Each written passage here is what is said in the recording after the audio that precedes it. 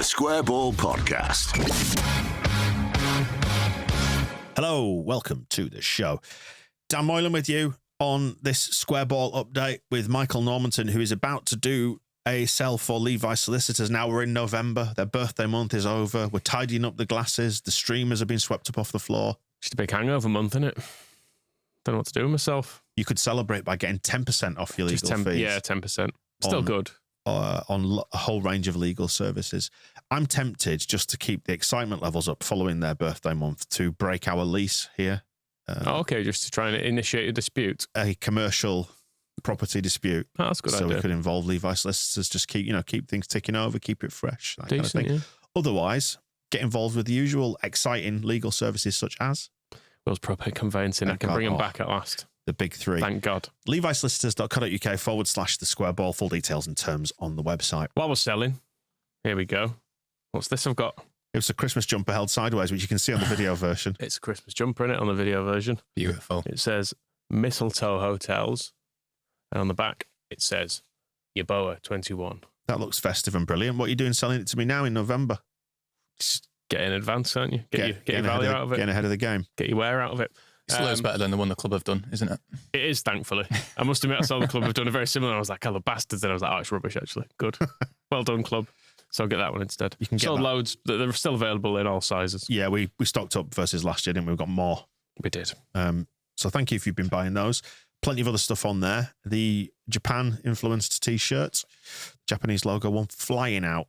Because of Tanaka mugs. Because of our Japanese prince, who will be demolishing Millwall on Wednesday night. Going to get onto all that in a minute. I need to tell you a story first. And normally, obviously, we keep notes here on the sheet. I've deliberately kept this one off the sheet because I want to tell you it in real time. So you are not forewarned about this story. So you don't have to do like a fake chuckle like that. You can just react like naturally. I'm going to try and stay stony faced now. Now giving it such a build up. Right. So we've got a network of spies. Correct. And they feed information back to us all the time. Heard a little whisper about something that had happened at Elland Road at the weekend. So I've double checked, and this story that this genuinely happened. Asked the club, and they said, yeah, okay. So Mick Jones arrived at Elland Road on Saturday, looking a little bit worse in terms of his condition than like last time they'd seen him. Fortunately, it was like he was in a wheelchair. So he arrived at reception, and the receptionist like showed him through, and they had the dinner and all that sort of stuff before the match. Whatever it is they do in the posh bit, not quite sure. At some point during proceedings, Eddie Gray looked over and went, "Who's that?" Mick Jones, isn't it? Doesn't look like Mick Jones. So Eddie started talking to him. It's like Eddie said, "All right there, Mick, what's my wife's name?" Questions like that, something that Mick Jones would know. This guy didn't know, right? Okay. So Eddie gets his phone out, rings Mick Jones. Mick? All right, Eddie, what are you up to? "Oh, I'm just at home watching telly in Sheffield." Wasn't Mick Jones. It's a bloke pretending to be Mick Jones. But he got a free pre-match meal and the VIP treatment in the stadium from it. Fair play. Did anyone recognise this guy? I don't think so, no. I think there's going to be a lot of people pretending to be Mick Jones. I was going to say, have I got away with it? Is all I'm really wanting to check. Yeah. Wasn't selling the magazine on the weekend, was I? No. It wasn't Mick. So officially, now we can say 2 Mick Joneses. Wow. So this guy just got the VIP treatment. Did he present as Mick Jones, or did someone mistake him and he went along with it? No, he arrived as Mick Jones. So I'm Mick Jones. Maybe apparently he was quite like old and frail and stuff, so maybe he just woke up and thought he was Mick Jones. I mean, it's possible. You should turn up at the next game, Michael. Say you're Andy Robinson or something. I could go as Danny Mills. Yeah, that's a good shout. That's easy enough. Although they might turn up like an absolute wanker. Someone might also give me a bit of a shoe-in. You never know, do you? It's a risk. I was going to say, can you spout out some shite opinions and then we'll just wait. Won't be long. Give it a few minutes. But that just really tickled me. Just pretend Mick Jones showed up and then everybody entertained him as Mick Jones until somebody realised that's not Mick Jones. I like to think he had a full 1970s kit on. Just like, as if he'd come straight from the cup final. Glorious that, though, isn't it? Just really entertained me. I do like how Eddie Gray just grilled him as well, like asking him really personal questions. It's good to be. That's not Mick. Yeah, because Mick Jones, I've seen him relatively recently. He looked in decent nick. So. But I just like how somebody at reception just took him on his word and said, just off you It's go. hard, don't it? Because if someone's saying they were, a club legend, you can't exactly go out your bollocks. Because it's I suppose the best and worst case scenario. The worst case scenario is you give an old man a free dinner. If you get it wrong. I mean, that's the thing. They've absolutely made someone's day. Yes, it's lovely. It's worthwhile. Yeah. So who are you going to go as? Yeah, Danny Mills. Any thoughts? I used to get Luke Murphy now, Gruev. Gruev might be a bit of an awkward one to do. That might be a tough sell. Yeah. I reckon if you did your hair a bit fluffier and went with a leg brace or whatever Groove, a big boot. What is it Groove's hurt? His meniscus or something, is it? I don't know where that is. That's the knee. The meniscus is the knee, I think. Might be his neck for all I know. neck brace. But you've hurt your knee, Ilya. I'll borrow the fake Mick Jones's wheelchair. Just going on that. So there's that. Anyway, cool. So we are second in the table, which we know from the weekend. Now, we hadn't spoken because we recorded with Beren Cross for yesterday's show, The West Stand, in which we celebrated Leeds United's walk in the park over the weekend. Now, Burnley went to Millwall, where we go through the week, and lost, which came as a little bit of a surprise to me. It didn't come as a surprise to Burnley fans. To throw ahead a little bit, I've got some Burnley fans on propaganda. They ain't happy. Scott They're not happy with the whole situation there. What don't they like? Boring. Right. Too much of a cockney. Yeah, he's a sideways passing Londoner. Right. I'm just going to jump ahead, actually, to the mailbag, if I may, talking about Burnley. And it's from Cy M. Mailbag at thesquareball.net if you want to get in touch. The first of two things that Cy M wanted to touch on was a pub in Burnley. Now, you have been to the Royal Dyche before. I have. You got a really shit pint in the Royal Dyche. It was one of the most disgusting things I've ever had. What did they say when you went back to the bar and presented it to the bar? I just sat and drank it like a sap because I didn't want to upset anyone. And it might be this what it was meant to taste like. I'm not sure. Right. If they just pull it through and they're like, no, that's good. What would you liken it to? What was it a pint of? What was it? Cooking lager or whatever? I can't remember the exact flavour of it. It wasn't a lager, it was an ale, but I think it just tasted like vinegar or pipe cleaner. Like it's maybe not been pulled through enough or something. Yeah. It's hard to say. It was a fairly standard pint you get at football, in fairness, but it was on a random Wednesday night in Burnley or whenever it was because I was doing a walk practice. Because we were talking, do you remember we were talking the other week about toilets? I can't remember how we got onto it, but how you would not use a towel in a toilet pub. You want at least a hand dryer. And even then, I'm concerned that those hand dryers are disease vectors. You accidentally referred to it as a toilet pub rather than a pub toilet, but just then. just then, but yeah. It might actually. It works, it does work both ways. So Siam said, hi gents, two things. Number one, agree regarding an actual towel in a toilet in a pub. The only time I've ever seen it is in a small pub in Burnley on the way to Bolton around 2012. Absolutely a hands on the jeans wipe, which is the standard way to deal with that, isn't it? Makes sense for Burnley, though. Surprised the toilet wasn't an outhouse. There you go. A toilet pub toilet. And the second one was something we were talking about, weird reasons for supporting like second teams, and you were on about Ross County. Why was it you support Ross County, or did briefly? I just played as them on a version of Champ Manager at one point because they were in the bottom division in Scotland. It was probably around this time, having just read what's on the sheet here. I bet that's why I picked them. Right. Yeah, Sai also said, I can join Michael in the Ross County thing, albeit for a different reason, being that they were really good in the third division and were routinely smashing sides, which I enjoyed. I did actually go see them play. It's very bloody far, and they lost 3-0 at home. Still, good night out in Inverness.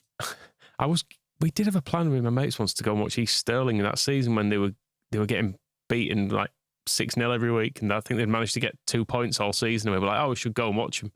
But it's the long way bit was essentially what put us off. Yeah, it's one of those ideas that sounds fun when you're discussing it in the pub and then you're actually in the car and you're just like, what the hell am I doing with my life? I have driven into Northern Scotland before, and I've driven to Inverness. It is a long way. It's a lot longer than you realise. It's an absolutely stunning drive when you go. Is it the A9 as well that weaves through the mountains? Very, very nice indeed. Or you could just watch the start of the Harry Potter films because the train goes through the same landscape. Save yourself a lot of petrol money doing it that way. Where were we? We're talking about heading to Millwall, weren't we? And the fact that they beat Burnley. We're unbeaten away. They've won 3 games on the bounce and haven't lost in 5. Last time they lost was the start of October away to Cardiff. And the only other fact I've really got is that Neil Harris is their coach. Well, we need to watch out for the crooked officials at Millwall, because did you see Scotty Parker's excuse at the weekend? I did. It was all because the lino pulled his hamstring, was it? Yeah. Got injured, had to stop the game. I think Parker said that, Burnley have a really young team, so they might not have ever experienced that before, which is... People getting injured in a football match. Clutching at straws, perhaps. But yeah, maybe we need to watch out for that. Wasn't it also the case that that was in the first half and they didn't concede until the second half? I mean, he's just full of shit, isn't he? Let's face it. I can see why Burnley fans may have lost patience. That's with a him, really actually. bizarre excuse. And as you say, it's clearly deflecting from the main issue, which is that they lost. I think you can accept an injury. I'll just about accept a young team who've maybe seen like a very bad injury or something. If like one of their teammates had like had a compound fracture of the leg or something, and it'll shake them. But I don't think a linesman pulling a hamstring is going to leave anyone like, oh, I'm just really, what if it happens to me? Yeah. Yeah, even if it's like, you'd expect it as an excuse if it was like a key player. Oh, striker got injured. How are we meant to cope? But yeah, it's I've not heard that one before, I must admit. Yeah, grow up, Scotty Parker. Sick of him already. Midweek fixtures then. I've just realised Sheffield United would be above us if it wasn't for their points deduction. For cheating, I believe it was. Yeah, it's right, I get it. Anyway, they go to Bristol City, Oxford Hull, QPR Borough. Wednesday face Norwich, Plymouth Portsmouth, Swansea Watford. Very hard to care about many of those. And then Wednesday's games, Blackburn Stoke, Coventry against Derby, us at Millwall, Luton against Cardiff, and then Preston against Sunderland. Probably only sort of one or two each day that I care about. I've discovered this week from watching Plymouth channels that Plymouth against Portsmouth is called the Dockyard Derby. Right. Why? You know why. Don't be silly. Docking. Right. Correct. That's what I suspected. I'd like us to go win. Yeah, we should, shouldn't we? It's another good opportunity to have a known hated manager, isn't it? We've had Rooney, we've had Wilder, Rooney, and now Neil Harris in recent weeks. When did Harris go back there? It's hard to I just assume he's always there. Yeah, he's never left, Rob. It was Gary Rowett last season, wasn't it? When we went down there and beat them. Didn't they get some trendy child? They did, and that didn't work either. So they got Neil Harris. So then they were like, who do we go back to? It'll happen again. They'll go once Harris. Morrison. Yeah, it'll be Morrison will come again, or it was mainly those two, wasn't it? Really, is the proper Millwall knobheads. There have been others, but they're the two I always think of. Neil Harris is like is he like their top ever goal scorer or something? He's proper club legend status. Is there a genuine reason why we don't like him, or are we just Millwall, isn't he? Beavery face? Yeah. League One battles. Do we associate him with was it the Kenny Jackett era? Is that maybe what it? Yeah, that was League One. He might be an all right bloke. It was Harris and Morrison not. up front, though, wasn't it? Which is minging. Yeah, that is horrible. But they're doing all right. They're just outside the playoffs here on 19 points. 7th. Yeah.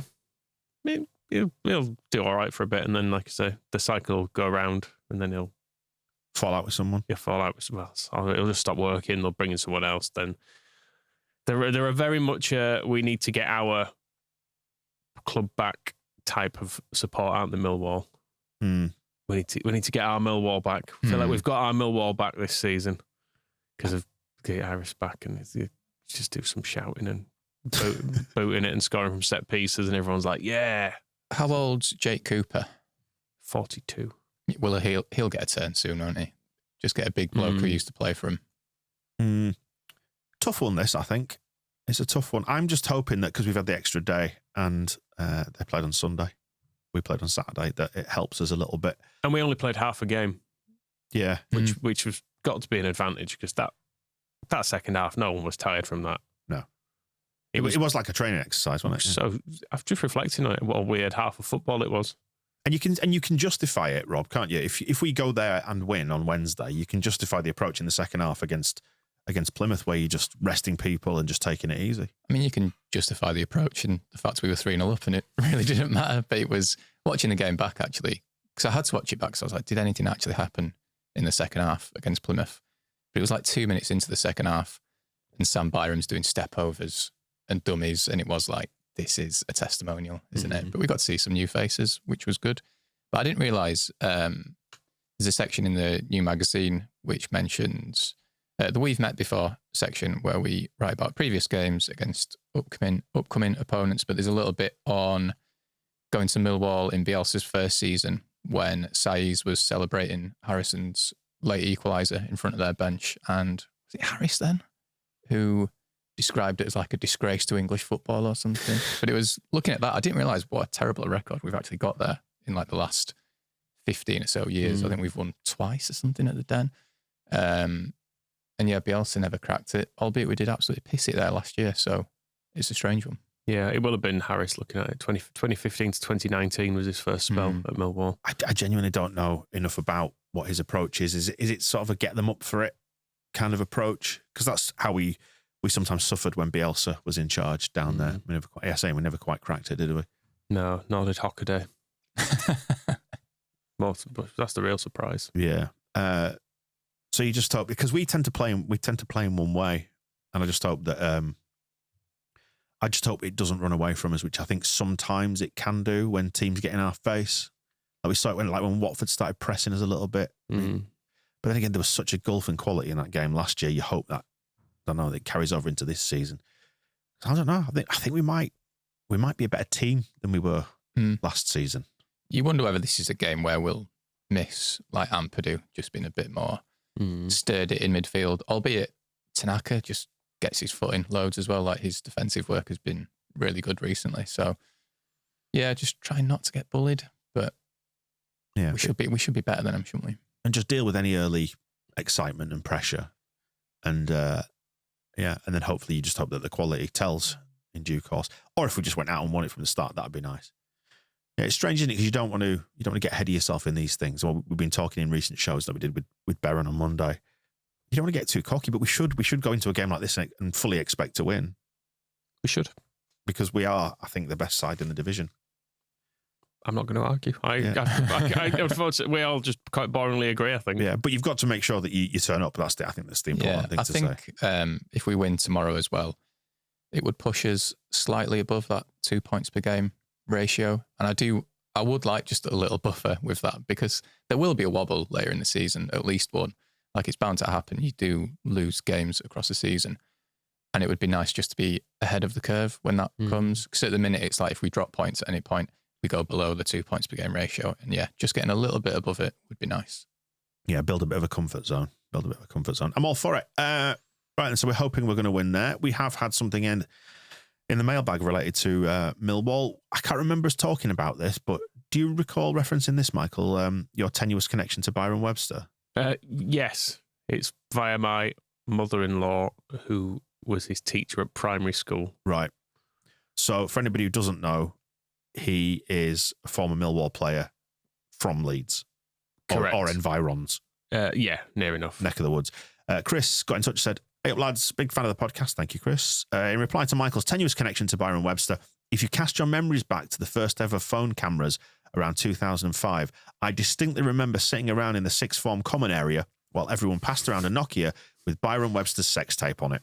It was pixelated as hell and his face never appeared, but we were all absolutely certain it was him. Of course, we had no idea he would rise to the heights of Millwall left back at the time, and were probably more interested in his partner's love cushions, but still, it's nice he was part of my entrance into sexuality. Also means that Michael's mother-in-law probably taught me at some point. Can we have a feature on her career, please, Chris? Probably not. No? That's really all I know about it as a career went. It'd be a hell of a guide too, wouldn't it? A guide to Michael's mother-in-law's teaching career. It's quite niche. Yeah, probably limited appeal. But yeah, I'm just looking at his wiki. Yeah, started at York, Harrogate, Whitby. But yeah, he's 2014 to 2019 was at Millwall. Have you ever gone back and looked at pictures from an old school mobile phone? Well, Facebook Memories just like chucks them up sometimes, doesn't it? Of like, this was 16 years ago, and you go, bloody hell. Yeah, it's like looking at like a ZX Spectrum, the graphics on the old camera phones. So that was that. Thank you to Chris for getting in touch. We have had another. He's at Bromley now, anyway. Right. Is Byron Webster? They're in a division. Yeah, they're in a division. Playing football. Yes, they're in the National League. There you go. How old is he now? Old. 37. Okay.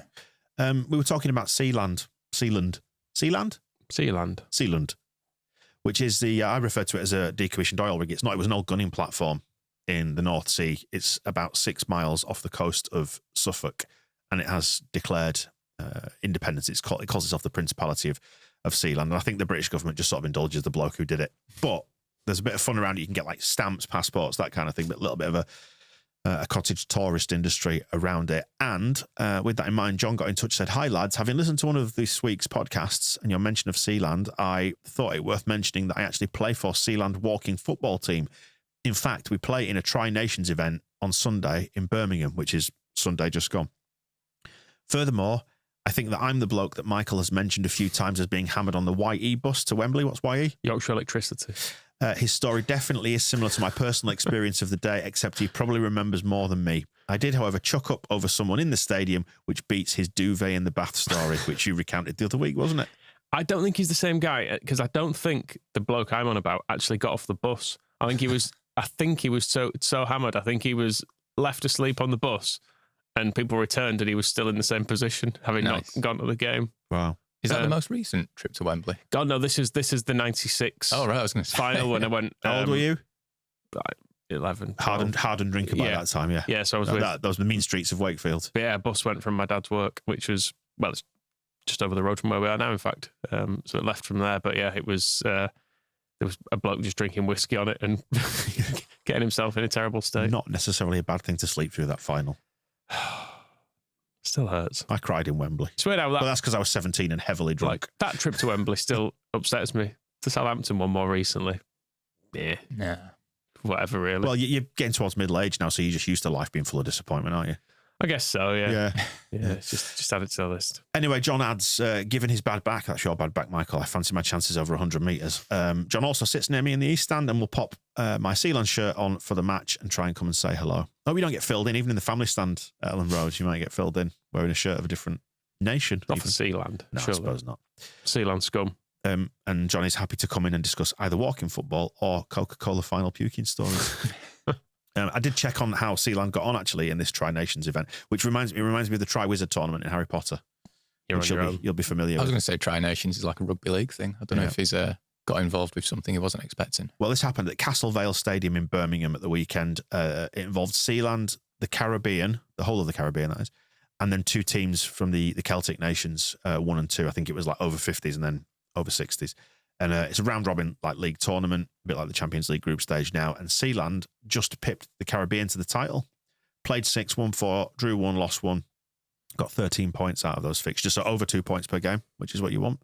The final game was actually the trophy decider. The Caribbean needed to win the trophy, but Sealand held them to a 0-0 draw. And the Caribbean had Mark Steen playing for them, former professional footballer, yeah. There you go. So congratulations to Sealand. I like the idea of Sealand parking the bus in walking football for that final game. Been really defensive. Right, so have we wrapped up all the news there? We don't need to talk about the under-18s losing 8-0, do we, to Man United? It just didn't happen, did it? Man United have cheated there. How? Putting ringers in? They were all 27. Was Mark Steen playing for them? They were all 27 and on steroids. Right. I mean, they are just beating everyone like 9-0, so I suggest they are probably cheating somehow. Seems likely. Rio Ferdinand's coaching. Yep. Heroes and villains then now. Hero of the week, obviously, Mick Jones 2. Mick Jones 2. If Mick Jones 2 happens to hear this, get in touch. I want to know the story. Come on the podcast, just pretend you're one of us. We can see if we notice. Here's Rob. He's at least 40 years older and now in a chair. Sat down so you can't tell. Right. So do we want to do the Ken Bates villain of the week first? Somebody who's made our life worse this week. I mean, a lot of nominations for Rooney, but I don't think he can have it. No. He's made my week great. He's great, yeah. I wish every manager threw it in quite the same way as he did, where he's just gone, we'll try to defend, but if we can't, never mind. Did you see the detail in Graham Smith's article on the YEP about how he got lost when he got to Elland Road, Rooney, and he had to be directed towards the pitch? And apparently Graham overheard a member of Plymouth staff saying, the record scoreline in the Championship is 8-0. We might need to learn that later or something. I was like, God, they really had high hopes under him. Isaac has made me laugh there by nominating Ozempic. Oh, right, yeah. The weight loss drug for melting easily £200 off Rooney. I mean, that's a basic joke, isn't it? It's low-hanging fruit. But that's why we're here. That's why we're here. Out of the other nominations, anything stand out to you? I mean, Tommy dislikes the debutants not on the score sheet. Can we give it to Sam Chambers? That feels a bit harsh. Yeah, a little bit. I mean, that's why Scum won. Sam Chambers is only 17. He could have been playing in that game. Right. But we chose to spare them. He'd have made the 9-goal difference. I feel confident. Adam says he felt pangs of sorrow for Rooney. Although he did look less full of bad cholesterol than usual. Maybe he'll see 40 after all. Oh, God. Yeah, people annoyed that we didn't score more goals. Somebody was annoyed at having to share a stadium with Wayne Rooney. Melia gets a nomination for what? From Charlie Cruz Cut. Completely anonymous. May as well not have been there. Paddy Bamford's missing right leg is annoyed that there wasn't much to be annoyed about. Says the pie before the match was a bit shit. The beer overpriced. It's probably fair enough. Here's a thought exercise for you. Imagine if we hadn't played Melier, or even worse, we'd just put like a kid in there or something. Like, I'm going to say kid, I mean like an 8-year-old. Would anybody... what would the impact have been on the game? They might have had some shots, which they didn't do. No, but assuming that all right, now it's a really tall 8-year-old. Okay. Who looks like Melier. Right. But isn't him. So a poorly 8-year-old. You're basically talking about if they've grown to 6'4" or 8, there's something wrong with them. just go with it. Okay. Have you seen the size of Gary Barlow's lad, by the way? Why would I have done that? It was doing the rounds over the weekend. Let me just see if I can find it. Picture. It's huge. In what respect? Tall or? Yeah. Oh, right. Gary Barlow's not, is he? Yeah. So theoretically, if Gary Barlow's son had been in net rather than Melier, would we have won? See if I can find the picture of his lad.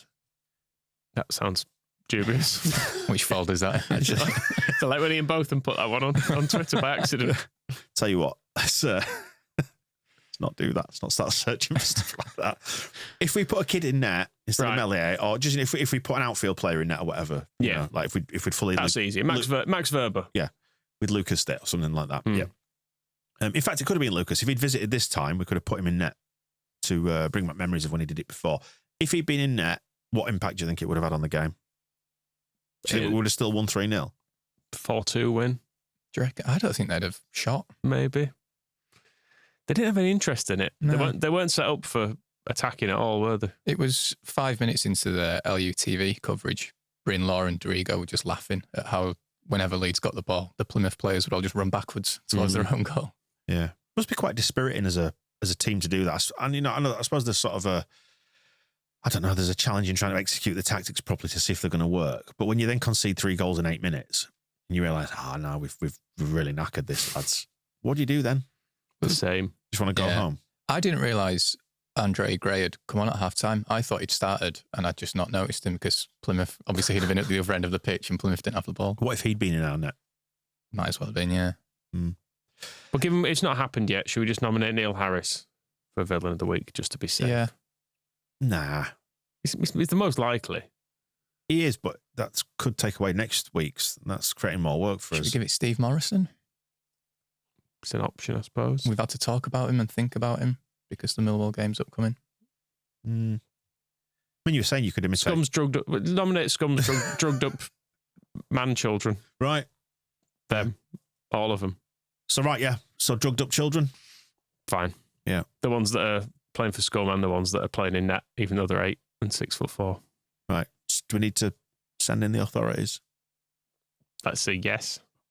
Right, on to the Gitano Baradi Hero of the Week, sponsored by thetuktukclub.com, which is run by Bruce, who's a Leeds fan who does tours of northern Thailand and the jungle and seeing elephants and authentic food experiences. That'd be great, wouldn't it? You could be driven round by a Leeds fan in a tuk-tuk. Or you can drive it yourself, I believe is an option. There's a self-drive option. Yep. Probably be driven. Although actually I get car sick. So weak. I'm all right if I drive. If I'm driving, I don't. If I'm a passenger, I feel poorly. You get tuk-tuk sick. Without exception. I've never been sick on a tuk-tuk. That could be a new experience for me. New one, yeah. At some point, we will have to get out there and go see Bruce. Just hope if you if you use our code TSB15, you get 15% off your booking, that somebody's not sharing a tuk-tuk with you. trying to think It'll of be it. me, won't it? Definitely car, definitely boat, definitely plane. Yeah, train. That was just a drink though. But yeah, that's just ticking off the modes of transport to be sick. You've been sick on a plane? Yeah. Travel right. sick. Oh, right, okay, yeah. I How forgot did you people do that. Can you get plane sick? Yeah. Used to give you those little paper bags, didn't they? Yeah, exactly. Yeah. As a kid, not as a grown up. But yeah. What about when you were about 26, 27? Doesn't matter when it was, does it? It happened. It happened, and it was very sad for me. You were going on holiday with your mum and dad, so you were a kid. You've got a very weak constitution. Yeah, bus, definitely bus. Mm. Yeah. What's your favourite mode of transport that you've been sick on? Boats are the worst. Unicycle? No, not got Penny the balance. farthing? Not got the balance. No. Saw a man on a penny farthing in Wakefield once. Oh, really? Yeah, like around Walton. It's like a little nature park. Man arrived with a penny farthing on the back of a van, got on it and drove off like it was normal. Yeah, very strange. Right. Who's our hero of the week then? Is it Mick Jones too? Mick Jones too is very strong. Tanaka for genuinely being our best player. He's got player of the match 3 games in a row now, judging by the TSB Plus members' scores. But then it is getting a bit boring that we just give it to him every week, isn't it? So, No. well, saying that, we do have T-shirts and mugs to shift. So It's literally like So cynically. a 2-second clip. So I've decided to exclude it from propaganda, but there is a bit. Because you want to shun the work. Well, no, that'd have been it'd have been an easy way of doing it, wouldn't it? But I've gone for something. I want bigger clips. But there's a bit from the Plymouth end where Tanaka does something, and you just hear someone going, "He's fucking everywhere, that guy."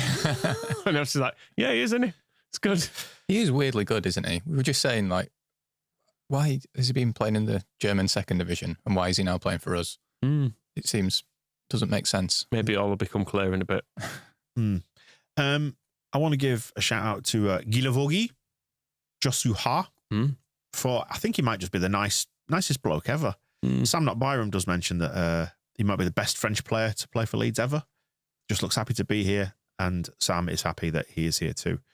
He does seem like just the nicest bloke ever. It's how that stands up if we have to actually play him in full games and we don't win those games. Don't worry about that. But for now, let's just enjoy him as he is. Nearly scored from a corner. He did. He is big. We can all agree on that as well. When he came on, I was like, oh, good. Someone who might be able to win a header here. Which you never know, against Millwall, might be important. Very true. Very true. I'm just looking down the other hero nominations. Any stand out to you? Tommy giving a shout out for Dan James, 3 goals, and sad Wayne Rooney. Dan James is worth a mention. He was very, very good. Brilliant goal. He denied it was a toe poke before then saying it was sort of a toe poke. But I think that was fine. He went into the top corner, so it doesn't matter how he gets there. I think we were tweeted a suggestion for a song for Dan James, which is, I think it's the one that Sheffield United used for George Baldock, actually. There's a Starman. Yeah. Running down the right. His name is Daniel James, and he's flipping dynamite. Sang that for Alioski, didn't we? But then he turned into a left back. But yeah, Chris has written on the blog about Dan James and just how good he is. I do enjoy how he referred to him that he used to be an upmarket Hadi Sacco. But now he's bloody brilliant. A quick mention for Crew and Chambers from Bamford's Right Foot, the debuts at the weekend. If it was 2012, Warnock would love to run those two into the ground. Speaking of which, we've got Aidan White coming on the show at the end of the week for the West Stand, who's going to reflect on Millwall and preview QPR. So we'll speak to Aidan, find out what it was like working under Warnock, playing in number 10. Right wing 10. As well, wasn't he? Yeah, bit of everything. Are we giving it to Mick Jones too, or is it anybody else? Dan James? I think Mick Jones too is a fair shout. Yeah, that's good. In a game that was otherwise forgettable, other than for its ease. Yeah. It'll always go down as one of the easiest, most relaxing games I can ever remember. Well, there we go. We'll end the show there and just point you in the direction of the website. Thank you if you've bought the merch. We'll get it out to you if you've ordered some. If you haven't, loads of it. Sold loads of it. Keeping Michael out of trouble, ain't it? Keeping you off the streets. Just about. Yeah. Just about. My hands, very sore. Paper cuts, dryness. It's a terrible business. Get them moisturised, lads. We'll be back with the match ball after the Millwall game. Propaganda's on the way this week as well, ahead of that. And Aidan White on the West Stand towards the end of the week. We'll see you soon. The Square Ball Podcast.